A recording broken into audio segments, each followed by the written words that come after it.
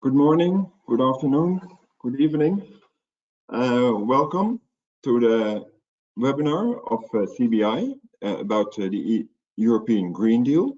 How will it affect my business? So we'll start, and I'll start with a small introduction. There are some house rules. We cannot see or hear you. So on the right, you have this menu, and there's a questions tab. So you can use that to ask your questions. And important questions or technical questions we will handle right away. And question on the content we will answer mostly at the end of the webinar and during our questions block. Also, at the end, you will get a short survey about the webinar. Please fill it in for us so we know if it was to your satisfaction or how we can improve. The agenda for today is I'll do some opening remarks. I'm Thomas Funk, and I work for CBI as a program manager market intelligence.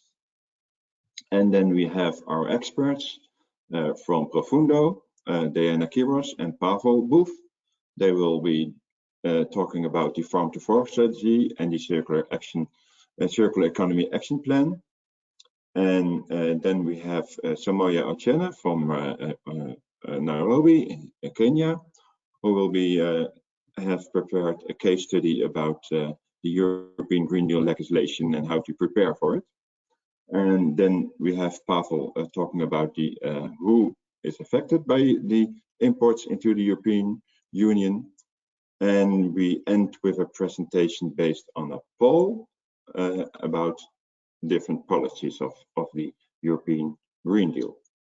And of course, at the end, we have still the questions to answer. So please ask your questions in the questions tab. We will be handling them at the end of this presentation. The presenters for today are Diana Kiros, who is a research coordinator at Profundo, and Pavel Boef, who is a sustainable supply chain researcher at Profundo, and our guest speaker from Kenya, Samoya Ochieng, who is a commercial director at Konza Tropicals. CBI is supporting trade for impact, for sustainable trade, and we are part of the Netherlands Enterprise Agency, and we are fully funded by the Ministry of Foreign Affairs in the Netherlands. Our mission is to support the transition to inclusive and sustainable economies, and we strengthen the social, economic, and environmental sustainability of small, medium enterprises in developing countries, mostly by connecting them to European and regional markets. So we promote and create decent jobs and pay special attention to women and youth. We stimulate sustainable production and trade. With this work, we directly contribute to 4 of the Sustainable Development Goals of the United Nations. So our work, we do that by in 14 sectors, by handling projects, expert coaching projects in these sectors, and also in the selection of countries. We momentarily focus on African countries and some Asian countries. Apart from the projects, we have on our website the market information. Here you can see the address for our website, and at the end of the presentation, I will also go to our website and show you where the study about the European Green Deal is already on our website. I'll show you where, and I'll show you what else you can find on our website. Okay, that was my part now. I will now make Pavel the presenter, and he will start his presentation.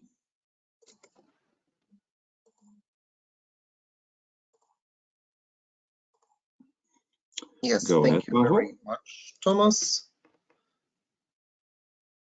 Yeah, I think everyone should be able to see my screen now. Yes, you can see it. Great, thanks, Thomas. Yeah, thanks also for presenting me. My name is Pavel Boef. I'm a researcher at Profundo, focusing mainly on our sustainable supply chains of soft commodities like coffee, cocoa, soy, palm oil, timber, and others. And yeah, I also have my background in the financial sector and in the NGO sector. Today, I will start with a short introduction on the European Green Deal. So yeah, I'll try to explain what it is, what are the key features of the European Green Deal, and key policies, and how it's going to impact producers and exporters from the global south. So basically, the European Green Deal is the key response of the European Union to the global climate emergency.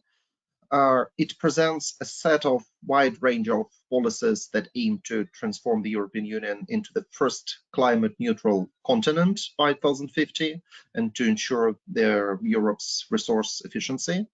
It covers a wide range of economic sectors: agriculture, energy, transportation, industry, and includes a number of policies and measures which also apply to a very wide range of sectors and topics.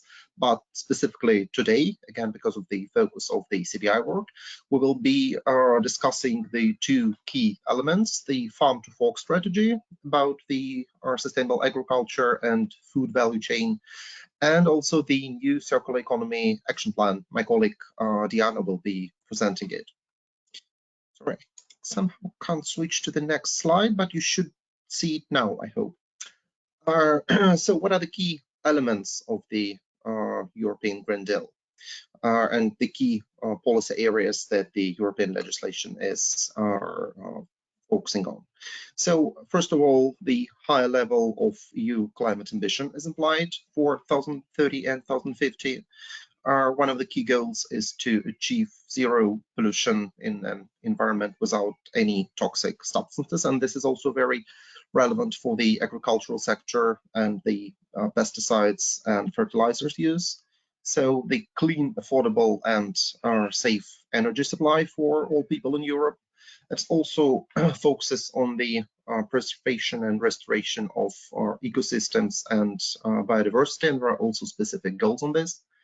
It also covers the industry mobilization to ensure that Europe has a clean and sustainable economy, and this is where the circular economy action plan comes in. And it also envisages achievement of a fair, healthy, and environmentally friendly food system and the entire food value chains, both within and to and from the European Union. And yeah, this is mainly about the farm to fork strategy. And of course, green and sustainable energy production and consumption, and overall acceleration of the transition to a greener and more sustainable economy. Here you can see some of the key figures about the European Green Deal. As I already mentioned, the overall ambition is to make Europe the first climate neutral continent by 2050.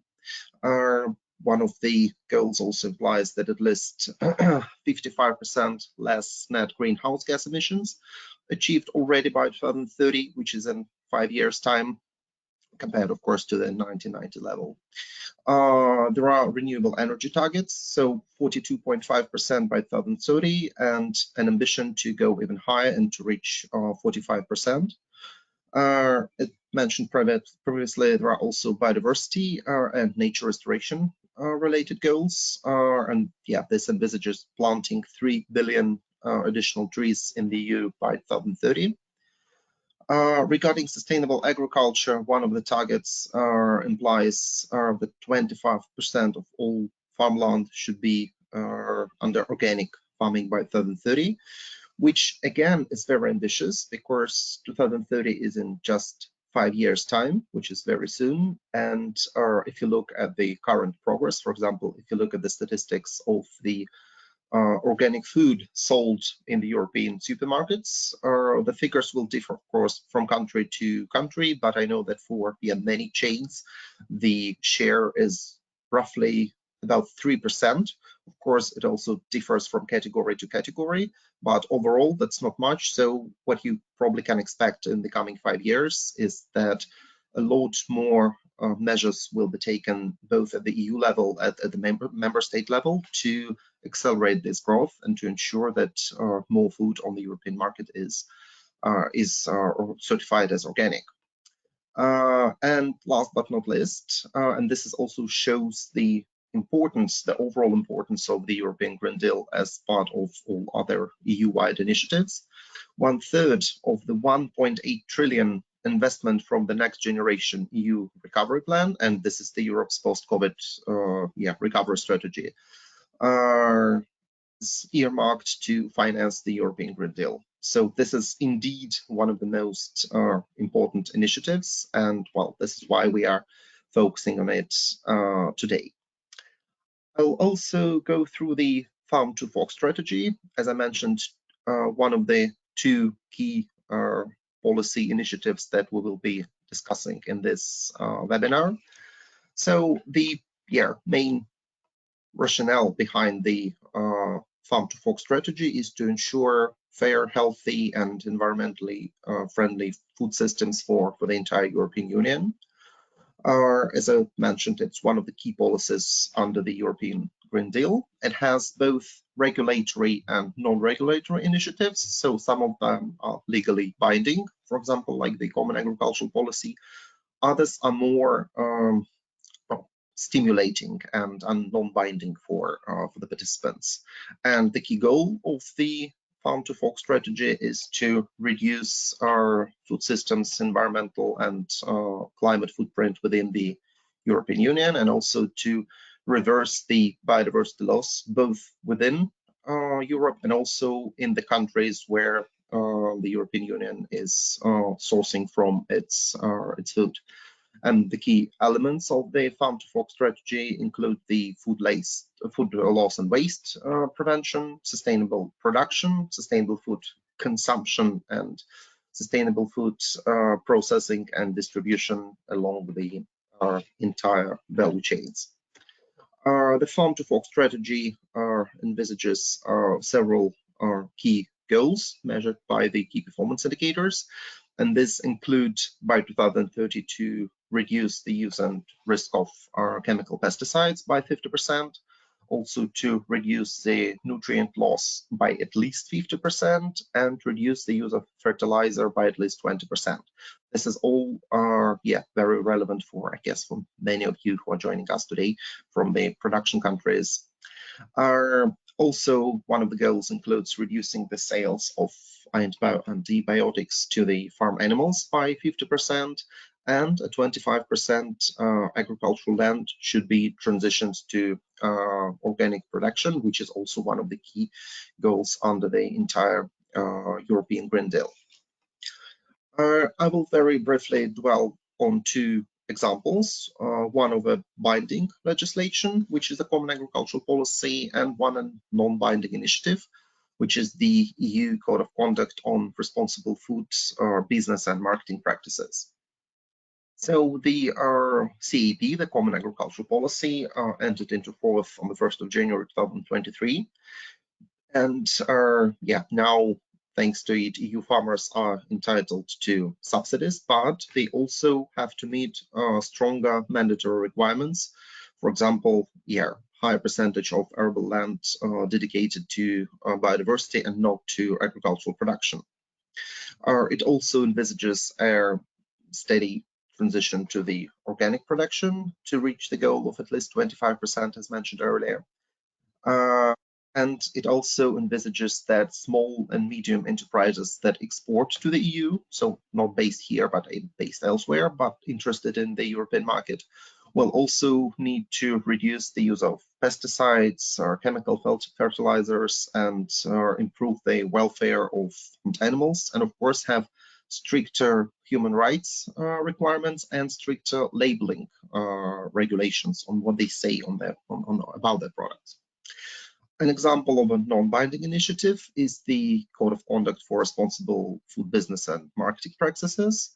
It outlines how different types of stakeholders and market players in the food value chains can voluntarily take and improve and communicate their sustainability efforts, and have several aspirational objectives. It could be turned into a law. It's At the moment, it's absolutely voluntary, but if the European Commission finds that voluntary commitments are not enough, there are already some discussion that it might be become obligatory. It gives for the small and medium enterprises that sign to the code of conduct. So, for example, they have less strict requirements on monitoring and reporting. And what I think is most important for you to know is that small and medium enterprises globally, worldwide, not only from the European Union, can join this initiative and also benefit from some of the initiatives under the Code of Conducts, like the Enterprise Europe Network and European Cluster Collaborations, where they can find answers to their questions, share their experiences, or exchange best practices, and overall better understand how to work on the European market. What are the key things that exporters and producers in the Global South can expect? First of all, it's important to keep in mind this, the European Green Deal, and in particular the Farm to Fork strategy, will have implications for the types of materials used in packaging goods sent to the European market, also to the type and amount of pesticides allowed in agriculture, the type of genetic technologies allowed in plant breeding and cultivation, and this is also most important, and we might have time to discuss it later in the webinar, the type of information provided to consumers, including the front of pack labeling and other marketing standards, because this is mostly about traceability, and traceability is one of the key components of the Farm to Fork strategy. Thank you very much for your attention. I will now pass on to my colleague Diana, who will present the Circular Economy Action Plan.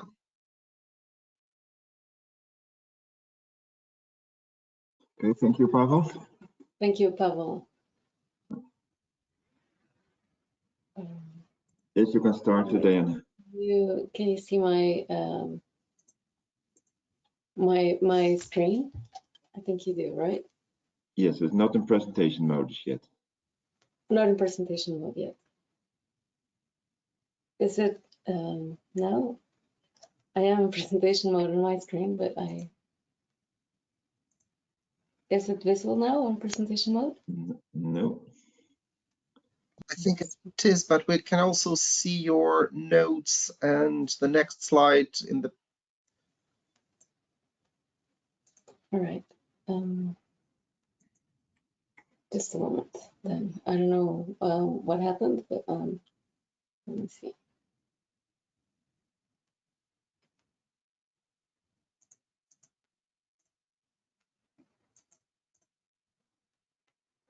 All right. Is it possible to see it now? Yes, this is great. All right. Okay. So yeah, as Pavel said, I'm here to present the Circular Economy Action Plan. First, just as the Farm to Fork strategy, the Circular Economy Action Plan is also a package of policies, either binding or non-binding. And these policies have the goal of moving the EU and the world, not just the EU, from a linear economy to a circular economy. So what is a linear economy? And in our current system, pretty much everything we consume and it's produced moves along a linear way, in a way in which products are made and with natural resources. Many of them are finite resources. That means resources that cannot be replenished, like metals, for example.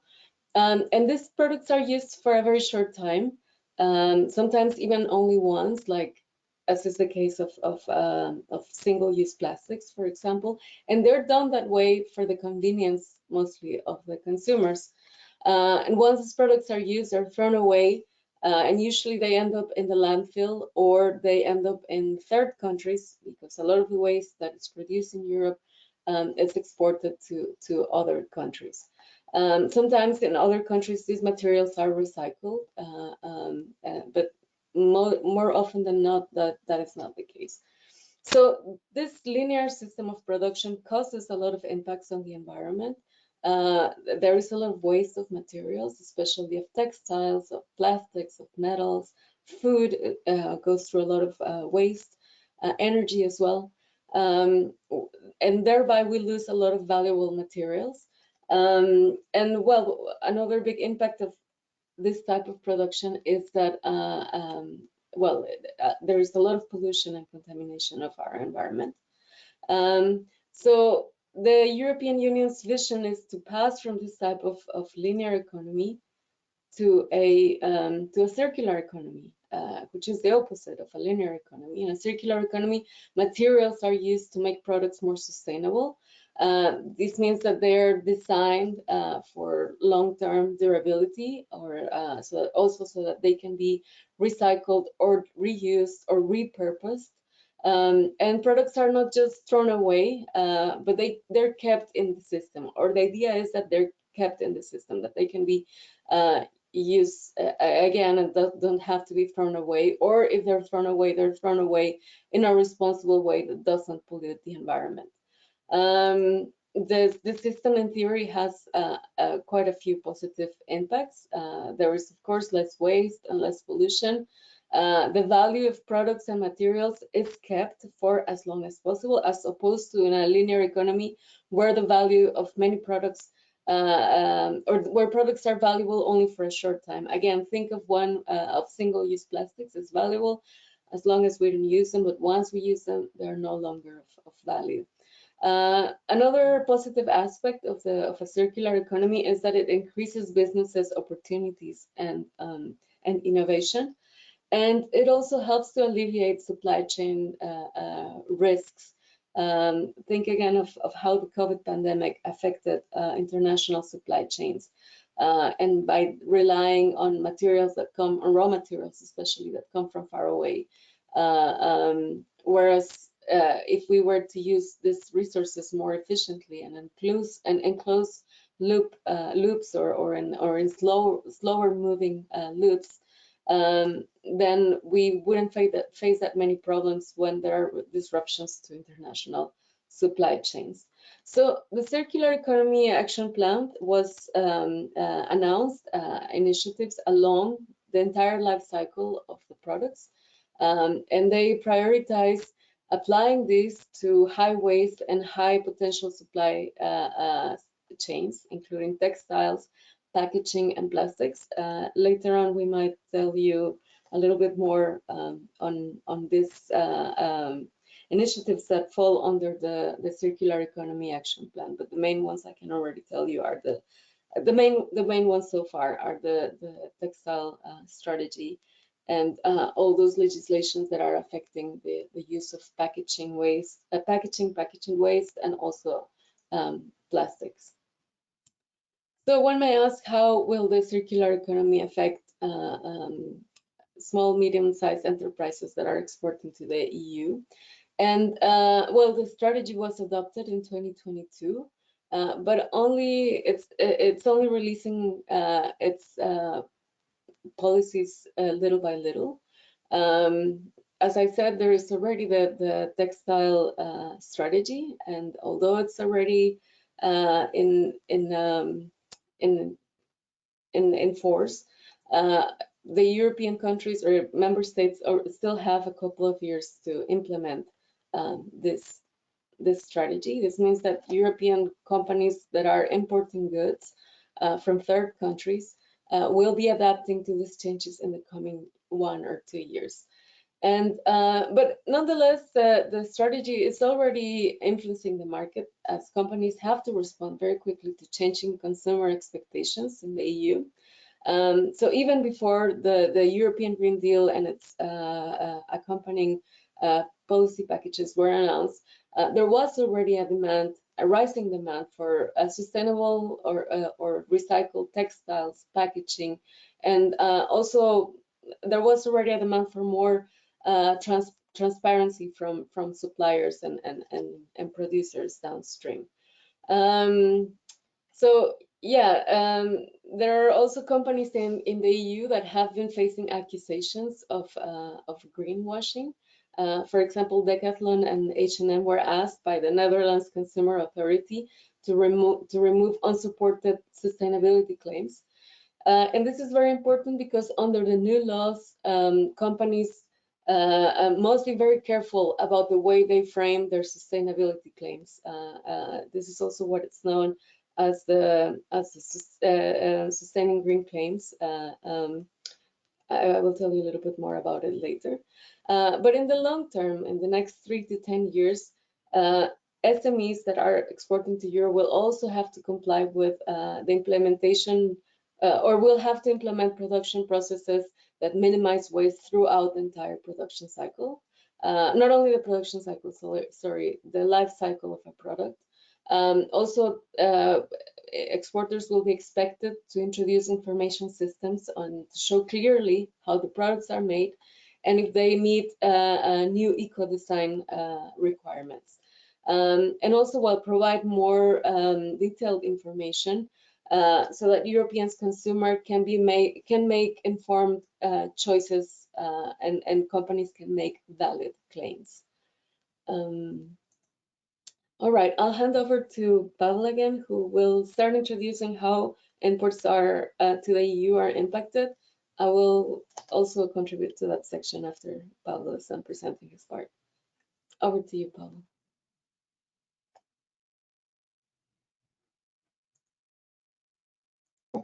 Sorry, I was muted. Thank you very much, Diana. You should be able to see my screen again now. Yes, we see your screen, Pavel.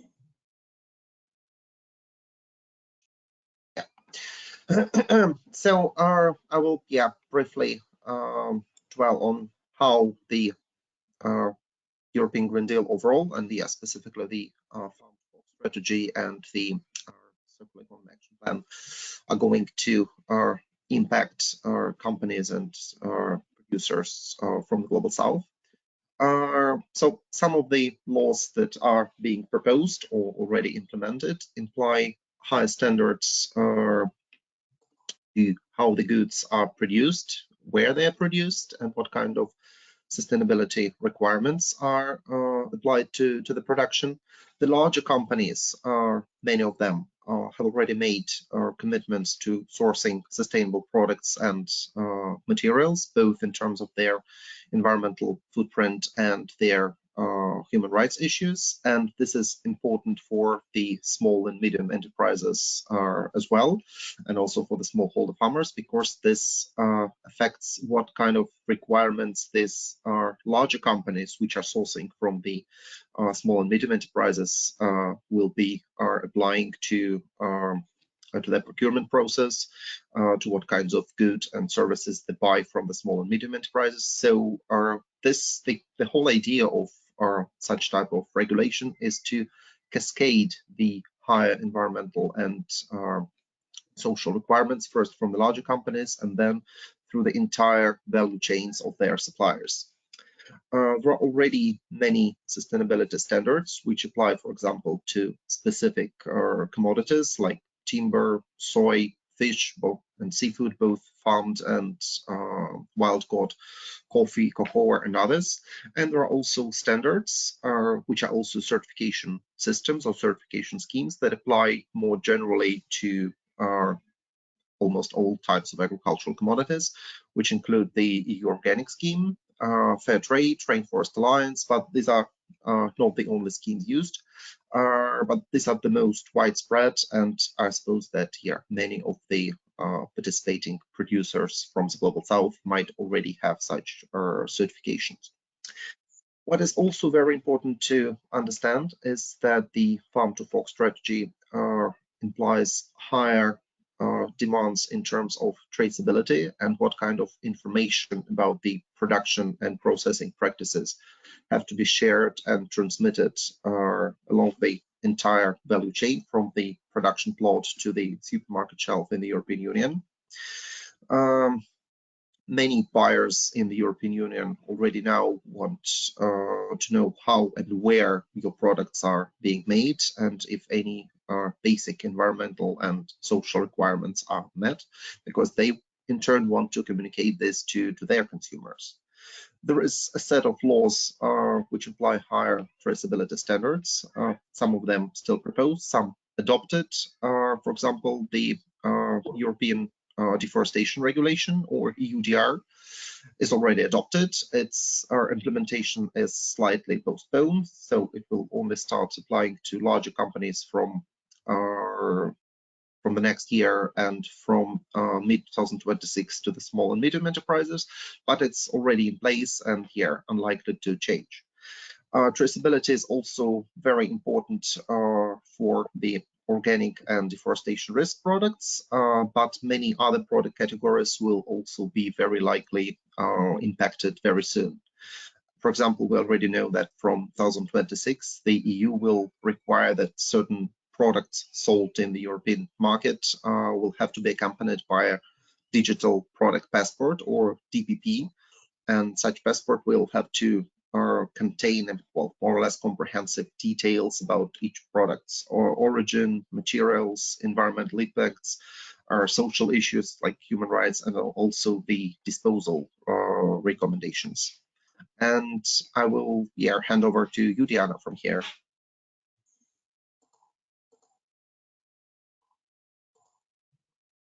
Thank you.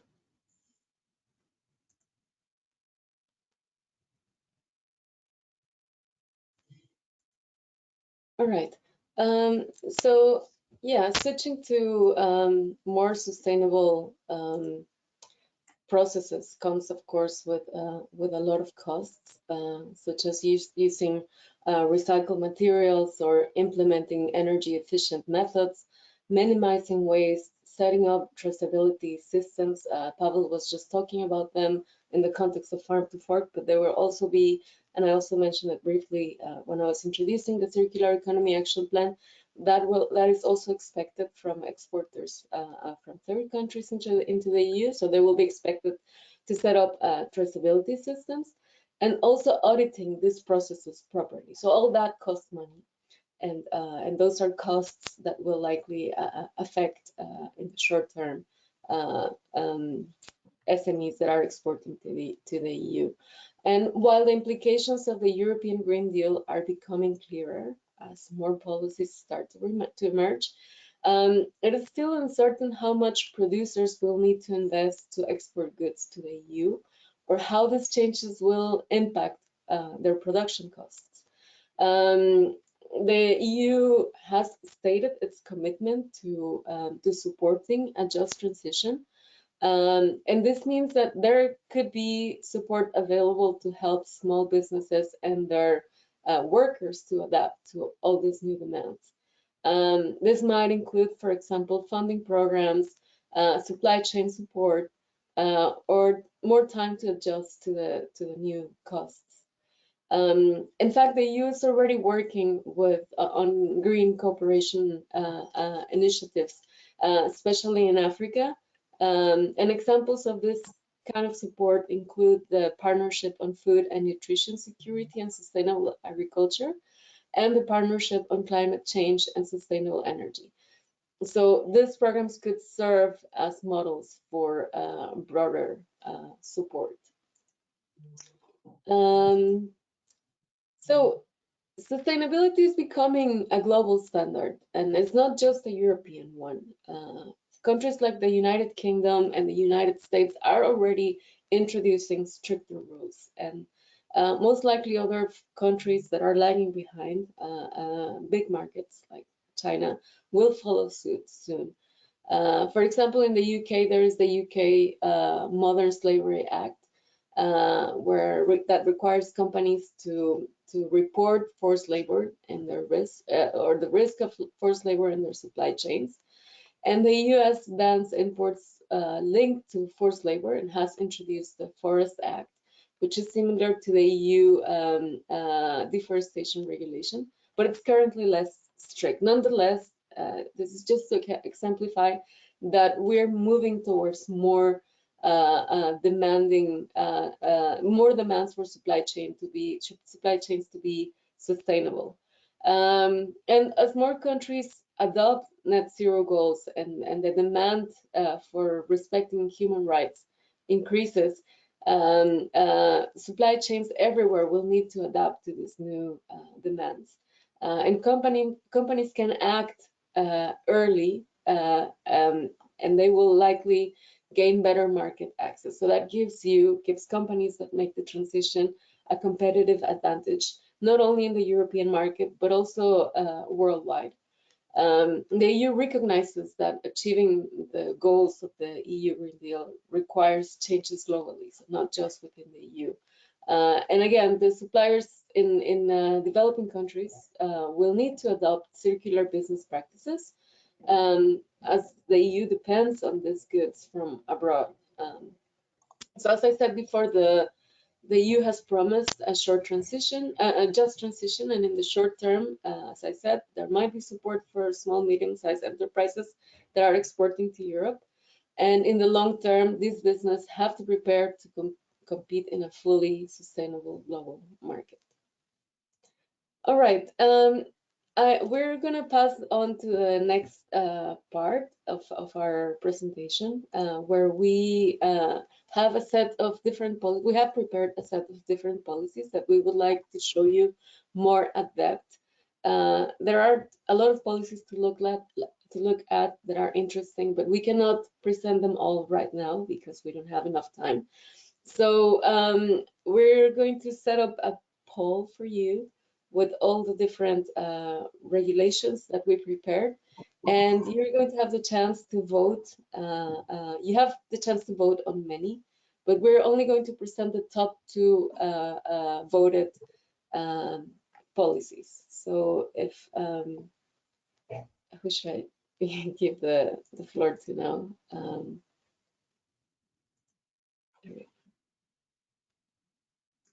All right, I'm passing over to Thomas so that the poll can be. No, that's probably not necessary. Jorrit will get the poll up now. Okay.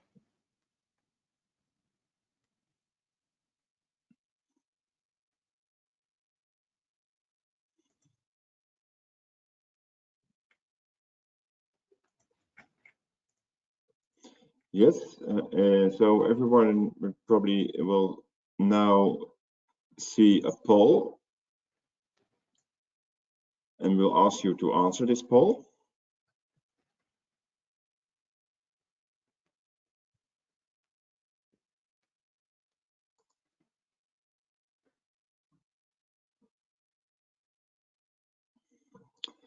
So I see you're already answering it.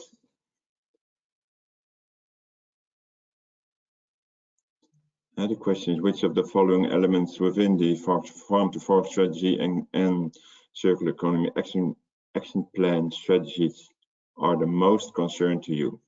You can choose 2. So we give you a little more time. I see in my screen that almost half of you have already voted.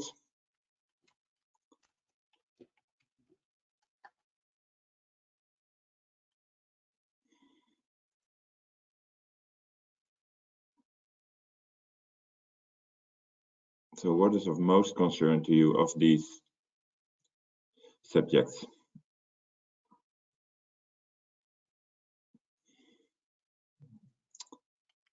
I'll give you another 10 seconds maybe.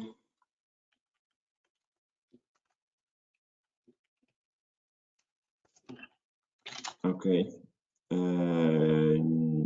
Jorrit, please close the poll.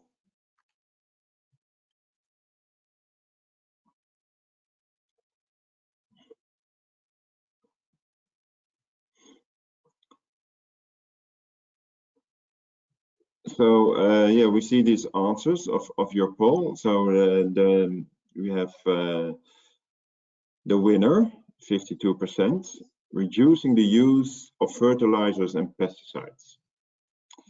Okay, that's great. We already had a question about this as well. So this is also for me the moment maybe to tell to you again that if you have questions, please answer them in the questions tab within your menu. So for now, Diana, would you continue and maybe say something about this poll results as well? Yes. So I think we can present, I see that the two most popular were providing more information about product supply chain and reducing the use of fertilizers and pesticides. I think Paul can tell us a little bit more about reducing the use of fertilizers and pesticides. He will talk about one or two policies that touch on this topic, and then I will present something on providing more information about production and supply chains. I'll hand over to you, Pavel. Yes, thanks a lot, Diana.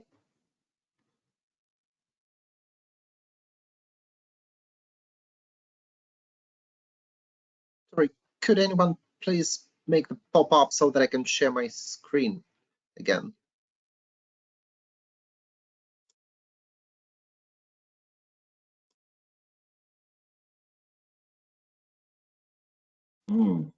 You're already a presenter, Pavel. Try again. I'll make myself a presenter first. Yeah, there is an option to share my webcam, but not my screen.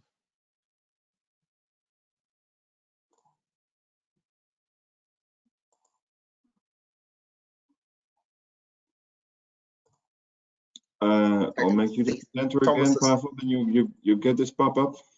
Yeah, now I have it. Thanks a lot. You should be able to see my screen in a second. Yes.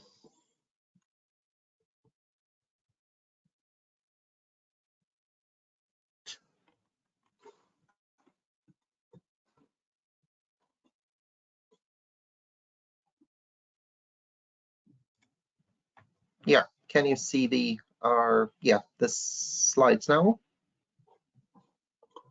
Yes, we can see your slide. Oh, fantastic. Yeah, sorry about this. So one of the key policies regarding the reduced use of pesticides and fertilizers is the new organics legislation, because the EU organics certification system is has been designed to ensure that less chemical fertilizers, less antibiotics, and less chemicals overall are used in the food production systems. One of the aims of this new organics legislation is to strengthen the traceability and control system, and to help further build consumer confidence in the European market. It already entered into force into 2022, almost 3 years ago. But what's important is that it had a transition period for the non-EU countries, which ended very recently on the 31st of December last year. And now the new rules also apply to the producers from outside of the European Union. It's important to understand that the important organic food is subject to control procedures to guarantee that it has been produced and shipped in accordance with the organic principles. Several changes that are already being made under the new organic legislation include that the rules for labeling are in the new organics legislation, which not only cover the label on the product, but also apply to all the communications and marketing activities. So to all the statements, indications, pictures, signs that are on the packages, the documents, and any signs and labels that are used. This is done to avoid any greenwashing. And also using the terms such as organic and ecological, or their shorter forms for bio and eco, will only be permitted on the products that already have the organic certification. So if you are producing a product that, well, you want to position as green and market it this way on the European common market, then it will have to be certified as organic. And we know that labels for organic products entering the EU market will also have to include the specific code number for the control body, which the producer is subject to. This has been done again to ensure that there is traceability and control. What is also very important for the small and medium enterprises in the production countries, and in particular for the smallholder farmers, is that the new organic legislation includes new rules on updated definition of group operators, and also sets new farm size or organic turnover limits for the members of this group operators, which are up to 5 hectares of total land area, or up to 25,000 euros of organic turnover.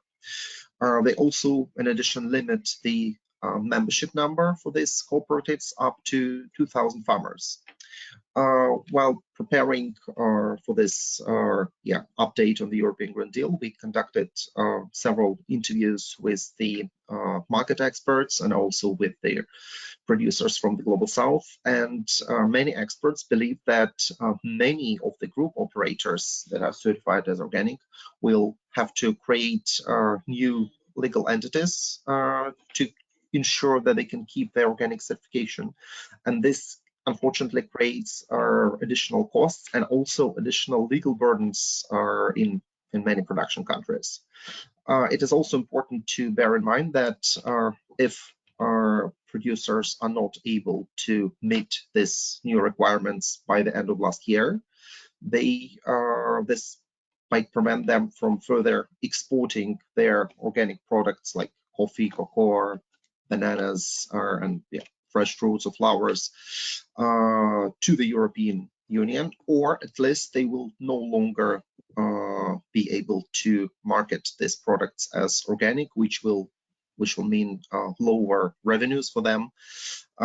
So it is very important that if you are certified as organic, or if you aspire to obtain such certification for the European market, that you understand the new rules, and if this implies any changes in your organizational structure and in the way how the cooperatives are organized, for example, this should have been ideally done already by the beginning of this year, or at least this should be done as soon as possible to avoid any interruptions.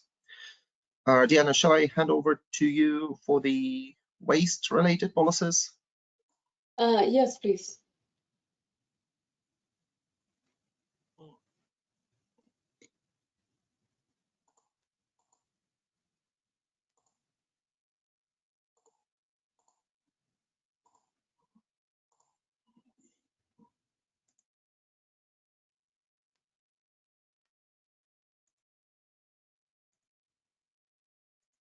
All right. The second most voted option was providing information about products, and the third most voted option was also reducing or using less packaging.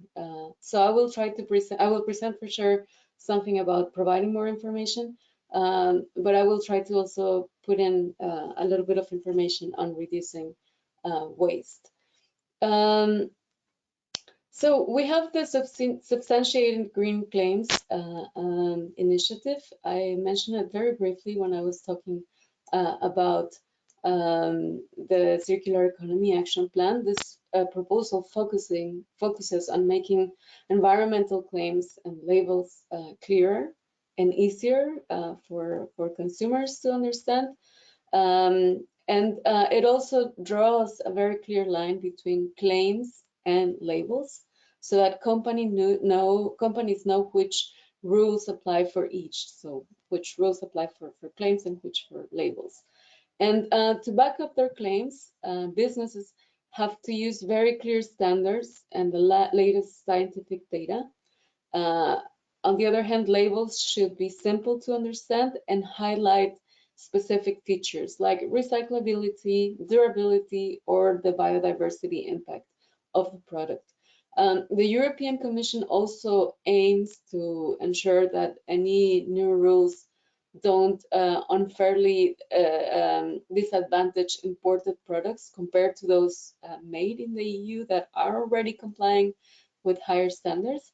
So they're trying to keep things fair under global trade rules. After some delays, the European Commission proposed finally the Green Claims Directive in March 2023. And in 2024, in June, a common position between the Council and the Parliament was agreed, which has paved the way for ongoing talks to finalize this directive. So at the moment, it's at proposal level. The negotiations kicked off late last year, and we expect to see a resolution soon and the entering into force. But all in all, the proposal ties into a broader effort to empower consumer during the green transition, and one of those efforts to empower consumers to make more sustainable choices is the use of a digital product passport. I mentioned it very briefly before, and Pavel also did mention it when talking about the farm to fork strategy. This digital product passport was introduced under the Eco Design for Sustainable Products legislation, and this means that starting in 2026, some products sold in the EU will be required to have this digital product passports. So as Pavel also mentioned, these passports include essential details such as the origin of the product, the materials it is made of, the environmental impact, and the disposal recommendations. The idea is also that this passport can help suppliers respond information and requests from buyers. And the products that have a very big environmental impact, like garments, footwear, furniture, chemicals, batteries, consumer electronics, and construction materials, they are expected to need a digital product passport immediately in 2026. That's next year.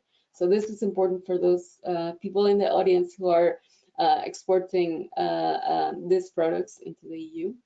Other products will be introduced or will be required to also have a PDP, a product digital passport, by between 2028 and 2030.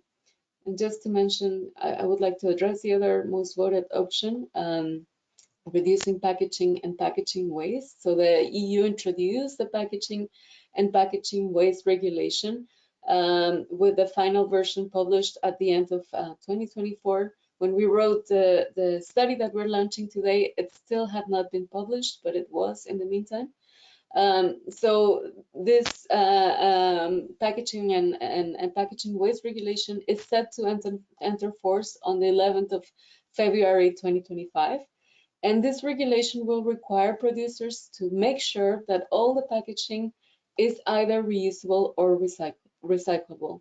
So it will also push for simplifying packaging materials, such as reducing the variety of materials and the types of plastics that are used to package products. So if your products sold in the EU rely on a lot of packaging or very specialized packaging, these rules will apply to you and your European buyers. And you need to cut down on packaging or switch to different materials. For example, if you might want to use lighter materials, which also brings down the cost somehow, the freight cost anyway, and incorporate more recycled content. Also eliminate plastics and opt for reusable options. All right, I think we can. We're due to give the word to our guest, Somoya. So I will pass over to you so that you can tell us a little bit more how your company is preparing for the EU. Thank you very much. Let me switch on my camera. Yes, that's great, Somoya. Good afternoon, good morning, good evening. Thank you very much. I'm Somoya Otieno, Commercial Director at Konza Tropicals, and we'll briefly talk you through some of the impacts that we are seeing or likely to see or have had to work with of the EU Green Deal for Kenyan horticultural exporters. So the objective is really just to share what we're doing or what we've done to prepare horticultural exporters for potential changes. And I'll talk you through what Konza Tropicals does. I think we've had a fairly comprehensive coverage of the changes that are, or the kind of policy proposals that have been implemented and are being proposed, and what the implications of those changes are, and then what we've done. So a little bit about us. We are an independent consulting firm. Together with my managing director, Paul Kialo, we work to support or to strengthen the capacity of existing exporters or aspiring exporters to be able to better access export markets, and the EU being one of them, and this is specifically for horticultural produce. So we work across several value chains, being being fresh fruit, fresh vegetables, as well as herbs, and also value-added products, which include avocado oil, dried fruit, purees, concentrates, and superfoods. So there's a whole raft of solutions we offer, but just to stay on point, I'll quickly go through to touching on some of the changes that are likely to affect horticultural exporters. So we've seen, I think, the overall sense is that there's going to be an increased emphasis on reducing the use of chemical fertilizers and pesticides, and also paying attention to reducing dependence, and also on these pesticides and fertilizers, and also gaining some understanding what's happening at the ground level, and this is in terms of social and environmental impact. So being able to position exporters to get a better handle of how they're managing their labor standards, how they're managing their operations, and what impacts that's likely to have on human rights in their different areas. And then we also see the EU deforestation regulation, which is going to be or likely to be enforced, or when it does come into force, there's going to be a need to collect some data at a very in-depth level. And then briefly, we can also see other issues around substantiating green claims, and also on corporate social responsibility or corporate sustainability due diligence. Just being able to put in mechanisms at a governance level for ensuring that establishments or exporters or producers are actually working effectively and are paying more attention to what's happening within their operations, so that it does not have seem to be severe or negative impacts on their communities and on other actors across the supply chain. So what is important to know is what do these changes actually mean? I think overall we've seen that there's a bid, or there's going to be, for those who actually respond and take action, there's going to be positive adjustments, and this is actually good in terms of enhancing the quality of their services, enhancing the quality of their produce, and just, for improved food safety, improved handling, and also waste management. There's an obvious raising of standard. And then we're also seeing that there's going to be a need for enhanced data collection and reporting capacity, which also adds to the quality of what is being offered, and increasing in the uptake of voluntary standards and certification, which makes them more competitive for global to access global markets. And being international across different continents, there's an even stronger need to enhance collaboration across supply chain actors. So these are things that really add to that we're seeing that we are seeing will have an impact on the exporters. And then in terms of the disadvantages that we see are likely to significantly have an impact on the horticultural exporters is really changing from existing methods of production to more sustainable, requiring a bit more technology or equipment or even processes or farming practices, being able to implement those effectively, and then not knowing when some of these changes are going to come into place. So it becomes difficult to prepare. And if you're working across different members or different buyers from different parts of the EU, your buyers might have different demands based on where they're coming from, and each one will have their own system for collecting information across the supply chain. So how do you now begin to handle all those, fulfill all those requirements, and yet you're only possibly just one or a smaller, an SME operation? And then we are seeing the biggest impact being on the smallholder farmers, who might have limited access to resources and the capacity to implement these changes. And we're seeing that the increase in costs and technical expertise resulting from technical expertise and the need to recruit specialist staff, or, we also see certification and audit fees, operations, the changes that you'd have to make, as well as on the equipment and inputs.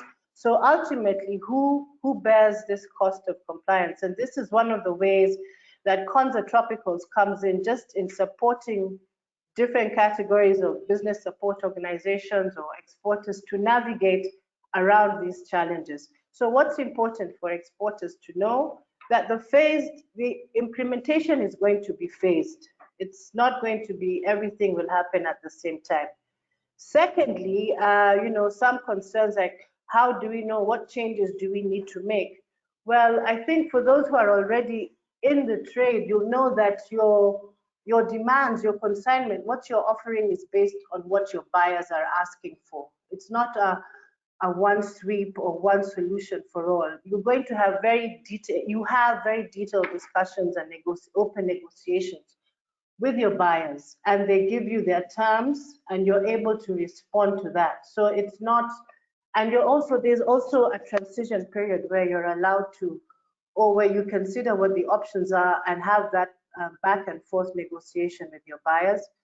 The other thing that will be enhanced, for you to basically be part of an EU supply chain, you need to meet certain requirements. But now this level of requirements are going to be enhanced. You're already showing where your produce is coming from. You already have mechanisms for traceability, but now there's going to be enhanced methods for that, and that might be something that will definitely be something that exporters need to consider strongly. So lastly, we will just look at some of the work that we've done as Konza Tropicals to be able to support our clients or our buyers to be able to access these markets. So for instance, we've worked with a tech-enabled exporting business to strengthen their capacity to be able to draw out and show the evidence of social impact and link them to buyers through negotiating a supplier partnership.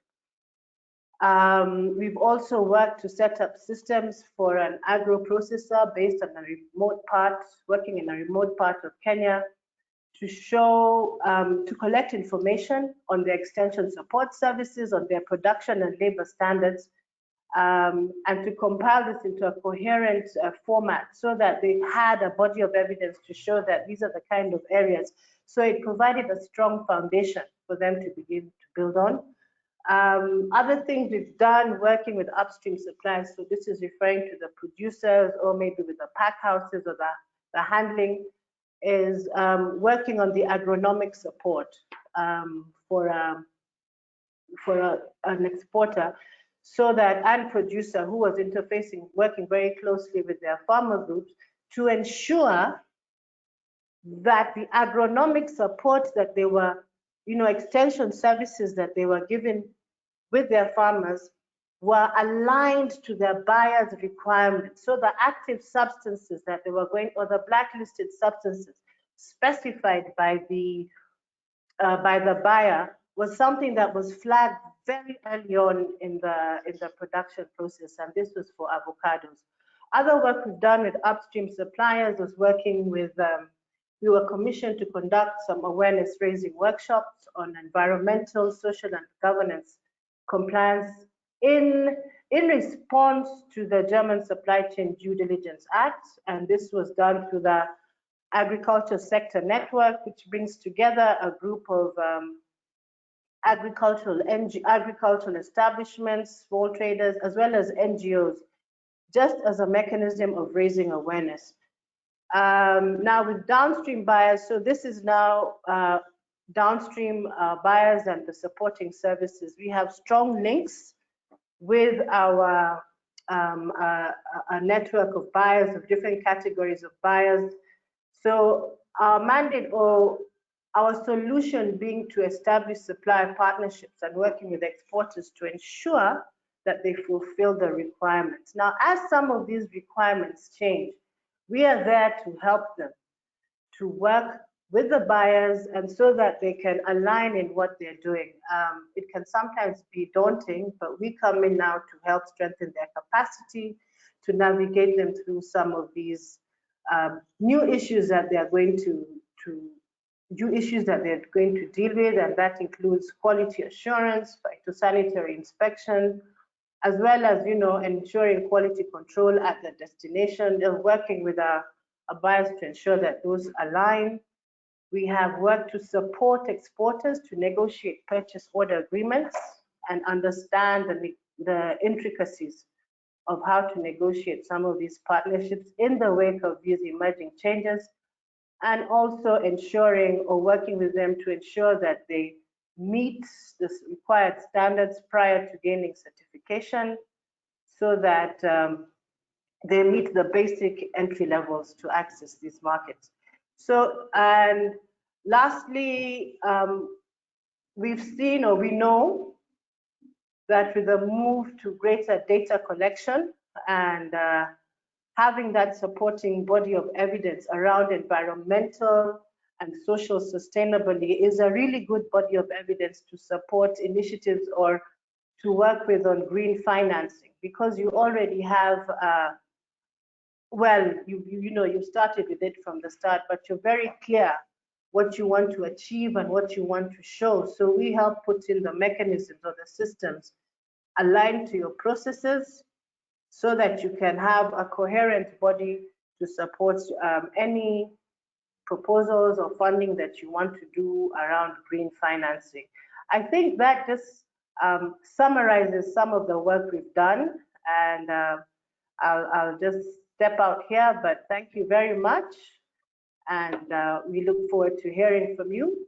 So this is a bit about our information. Thank you very much. Thank you. Okay, thank you very much, Samaya. That was very interesting. You can stop sharing now, and then we go to the last part, which will be the questions. We still have about 15 minutes to answer your questions.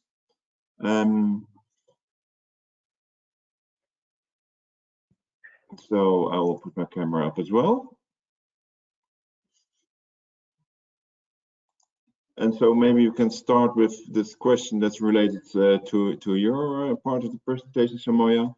It says, I was wondering how the European Union addresses the transport issue. Flying fresh produce from Kenya to Europe is not climate friendly. Do you know of any developments on changing from air freight to sea freight, for instance, Samaya? Yes, thank you very much. So yes, we are aware that there's been some significant support to strengthening the sea corridor across from, well, the port of Mombasa, the east coast of Africa, and also enhancing the port facilities just so that there's more produce. So there's greater capacity to ship or to move fresh produce right from the eastern coast of Africa all the way through to Europe. At the moment, I think we are all aware about the challenges of not being able to use the Suez Canal, and we have to go around the long, go around South Africa all the way through to the northern part of, to the southern part of Europe. But there have been significant initiatives in partnership with the EU to strengthen the capacity or to increase capacity for containers at the port, and also, yes, so that's I'm aware of. I'm aware of. Yeah, that's true. I know as well that the European Union and are supporting this sea freights more and more. Okay, thank you. Now I have, I think Diana was talking about the digital product passport, and there's a question, do we have an idea of the products that will require digital product passports? Is there some kind of a list available? Yeah, so there is, there are a lot of sources, non-official, that do have a timeline. I have been trying to track down where this communication came from within the EU. I haven't been able to find the source, but there are lists. I didn't want to share them here because I wasn't sure how reliable the sources are. But what I already shared during the presentations, saying which products will require a digital product passport first, starting 2026. This is already mentioned in the proposal, and you can see a link to the source of this information in the article at CBI's website that talks about or describes the EU Green Deal, which is what we're launching today. So if you can go there and have a look. And otherwise, as I said, there are lots of sources online, but they're not official sources, and they talk about timelines. I answered one question like this, similar question on the chat. Someone was asking about cosmetic products, when their time will be to get a digital product passport. Again, I couldn't find anything officially, but unofficial sources say 2027. So I think anyway, this might give a hint. And as I said before, the bulk of products are expected to require a digital passport between 2028 and 2030. So at least we can expect that timeline for all other products. I hope this answers the question. Yeah, thank you, Diana. Okay, then a lot has been said in the presentation about reducing pesticides and chemical fertilizers, but still there are some questions about it. So maybe you can have like a short summary or something, because we have, there's a question like, do you have the roadway to reduce pesticides and chemical fertilizer? And there's the question, can we still use pesticides that contains expired active ingredients, as long as these active ingredients have a maximum residue level, I think it is. So that, can you say something about this more? Thanks a lot, Thomas. Yeah, I think I can handle this one. Well, regarding the overall reduction of the pesticide use, yes, there is a goal, the EU-wide goal, that the sales of pesticides should be reduced by 50% as part of the European Green Deal. There was a piece of legislation proposed by the European Commission in 2022 to reduce the use of pesticides as part of the Green Deal. However, it received massive opposition from both from the pesticide industry and also from the large industrial farming lobby. So this piece of legislation, which was called the Regulation on the Sustainable Use of Plant Protection Products, is SUD regulation, was postponed, so it's not currently in use. However, there is still the Directive 2009/128, I think, of the published in, I think, October 2009, which is still in use, and it has several key elements to it. For example, it implies implementing the integrated pest management for all EU farmers from 2014. It's also giving priority to non-chemical alternatives, so that the member states of the European Union shall take all the necessary measures to promote low pesticide input pest management, and where possible to give priority to the non-chemical methods, and ensure also that the pesticides are minimized or prohibited in specific areas. For example, if farmland is near any type of natural area or protected area. And also they are required to use the appropriately sized buffer zones to protect any non-target organism which can otherwise suffer from these pesticides. I'm afraid I'm not a very technical expert on chemistry, so I don't think I'm able to answer the part of the question regarding the pesticide residue levels. It's a bit too specific and not part of my expertise, I'm afraid. Yeah.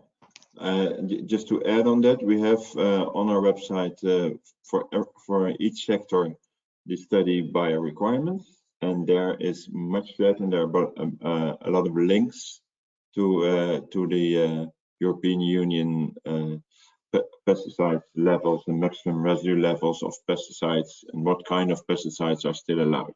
So if you check our by requirement study, you'll find links to good and actual sources. Yeah, I just want to come in there for the person who's asked about that. It's important that you understand who you're selling your product to and what their requirements are, because even if you're trying to limit active substances, is that in line with what they're asking, or are you using a generic approach? Some buyers have demand which is even below or even higher than what has been stipulated by the EU. So it's very important to have that kind of discourse as you're going through your production planning. Thank you. Okay, there's a question about the set levels for the carbon footprint. This one is especially for food processing and tomato processing, but to get a bit more general, are there set levels for carbon footprint for per product, and can be found somewhere? Maybe a question for Pavel or Diana. To my best knowledge, there are no specific requirements per product for the carbon footprint attached, because, well, if you look at different production models at different countries, quite a lot of for example, for tomatoes, quite a significant share of the carbon footprint might result from transportation, but not from the actual production. And also it depends a lot on if it's produced in a greenhouse or if it's produced in the open soil. So it's a bit difficult to set specific, technically, because the production modes differ and regions differ so much, it's difficult to set specific targets for carbon footprint for any specific agricultural product. So to my best knowledge, this is not part of the agenda currently, but if any specific regulations will follow, definitely make an update on this. Okay, thank you. A question for Samoye. based on your presentation. It says that with the emphasis on the Green Deal, do you have any information relating to assessing green financing, as mentioned by you, Samaye? For example, the Agri-Fee Challenge. Okay, all right, thank you very much. At the moment, what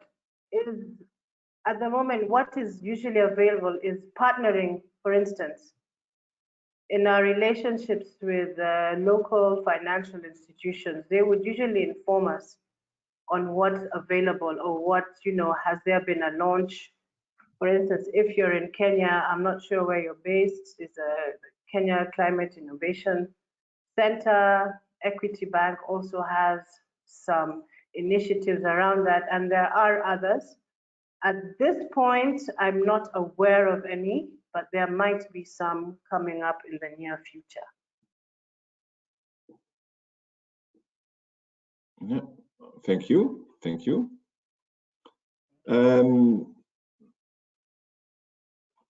Here's a question. Are there any micro grants to help small scale exporters live up to the certifications, etc., so that the rules do not result in only big companies being able to export to the European Union? So how will the small companies be helped? Is there any information about that, Diana?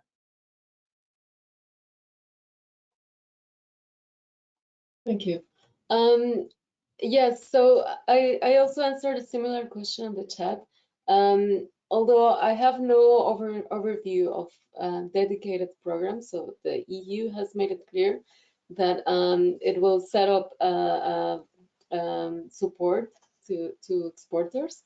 I think the best is to consult with at least public financing anyway, to consult with the EU representations overseas. I understand that the EU is currently very active in Africa, because Africa is a very important trade partner of the EU because of the proximity, so that's important for long-term sustainability. And I think as for private financing, I would assume that it's good to inquire with development agencies and organizations that very often, or as of late, are entering more partnerships with financiers, providing microloans and so on. So sorry, I cannot provide a specific source of financing, but I think these are good places to look at. Okay, thank you, thank you. Let me also briefly add on this. Yeah, thanks a lot, Diana. Definitely, probably Africa is the most targeted region, and there are already several green cooperation programs between the EU and Africa that already exist today. For example, the partnership on food and nutrition security and sustainable agriculture, and also the partnership on climate change and sustainable energy. So I'm also not very aware of any specific micro grants programs under these initiatives, but there is definitely funding attached to these cooperation programs. And here, as Diana mentioned, it's probably best to reach out to the local EU representation and how this and if this funding can be further distributed to the small and medium enterprises. Yeah, thank you. So as we're almost out of time, so we're going to the last question, and then I want to show you on our website where you can find the study and on the Green Deal and other studies. So I noticed there's still a lot of uncertainty on how to comply with European Green Deal requirements, and we have some questions. If you have a certain kind of certification, then do you comply with the Green Deal requirements as well? So this one is asked about the eco certification, the EU eco label. Can you say something about it? Because in my opinion, it's not the same, a certification and complying to the European Green Deal. Yeah, absolutely so. This is also my understanding. Moreover, I think that it is specifically mentioned under their EUDR, for example, the EU deforestation regulation, that are having an environmental certification, for example, for soy or for timber, is not a replacement for the compliance with the EUDR requirements, which are, well, also quite strict, and you have to be able to provide and store and transmit along the supply chain the information about where exactly specific products was grown or produced, that this place has not been deforested after 2020, and also you have to provide specific geographic coordinates. And this is not what is often asked by the certification schemes, for example, or at least not by all certification schemes. And also more generally, our European Green Deal is a vast set of policies, and I don't think there could be any single certification to cover all its aspects and to ensure the overall compliance. But of course, for any specific issues, having a certification definitely helps, because if you are certified under the EU organic scheme, for example, then you should already be compliant with the fertilizer and pesticides requirements, because organic schemes imply that very little or no artificial fertilizers and pesticides are used. Okay, thank you, Pavel. That's really the good answer. And so we'll unfortunately cannot answer all your questions, so I'll just want to show you my screen. I think, do you have my screen now? I think website? You do, yeah. Yeah, you have the website of the CBI in front of you? Yes. Okay, so here's the website of CBI, and when you go to market information and pick your sector, for example, the fresh fruit and vegetable sector, then you will find the latest Green Deal study. You will find it here. This is the new study. It's published 14 January this year, and we will add the new webinar content here soon about today. And also there were some questions about the presentation of today. We will share that if you have a registration for this webinar. Okay, so that's where you can find your the Green Deal study, but also, for example, if you go to grain pills and oilseeds, we have per sector, we have all this kind of studies about the demand in the sector, the bio requirements. In the bio requirements study, you find also more information about certifications and organic certifications. And we have product studies, which are specifically for these products. And we have social responsibility and sustainability studies, and tip studies, we call it, how to build your business, finding new buyers. So we have this for all these sectors. So please check our website and see if you can gain information you're looking for. Okay, thank you. We're closing this webinar now. I will thank you for your attendance today, and we'll hope to see you in the future for more webinars. And also thank you for our guest speaker, Maya. Thank you for your great contribution. And thank you, Diana and Pavel. Thank you. Thank you for your attention. Thank you, everybody. Thank you. Okay, thank you.